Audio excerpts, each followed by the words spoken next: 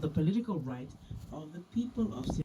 In a statement, the Political Parties Regulatory Commission (PPRC) says it held a meeting with all political parties, the security sector, and civil society, among others, to discuss issues pertaining to holding peaceful elections on the 24th of June.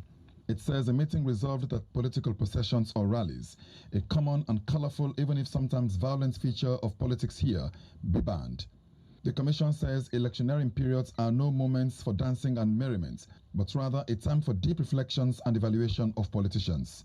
It accuses politicians of using rallies to mind the people off the real issues and drag especially the youth to serve their purposes. Abdullahi Masiande Bangura heads the Commission. What became of very serious concern to the public is the conduct of the supporters of these political parties.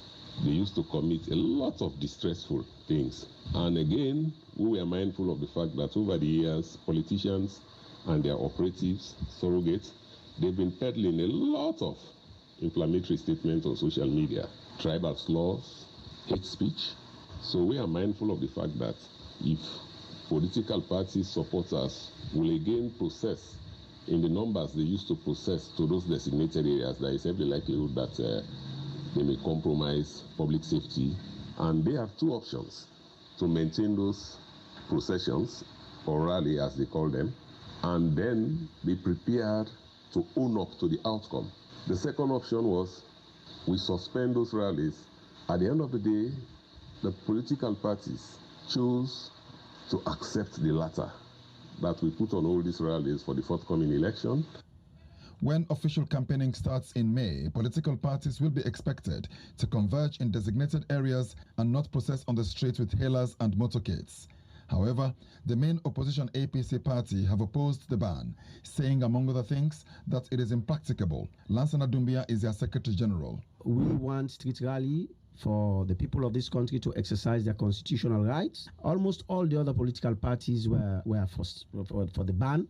Assuming you say you want to ban street rally and you want street rally only on at designated areas, it is going to be a dangerous position, because when people are going to that point, that specific point, they cannot all just go there. They wait for themselves and say, after that person, the other one go. They, either willfully or spontaneously, they will all be coming from their different areas to go and converge in that particular location.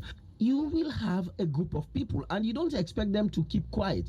They are going to be in a jubilant mood. Every other elections we've had rallies. What is so different from this? This is a democratic system. Now that the ban has been announced, what is your position? Will you or will you not respect the ban on street rallies? We want to let them know that when our people are moving from one location to another, if they are arrested, we will not tolerate it. We are not going to allow it. We want this election to be peaceful.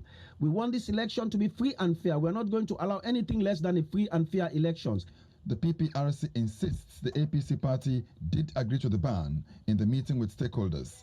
The gloves are off. With nominations of candidates due in the coming weeks, stopping procession of supporters will be a litmus test for the security forces and political parties. And that was Umaru Fofana reporting from Freetown.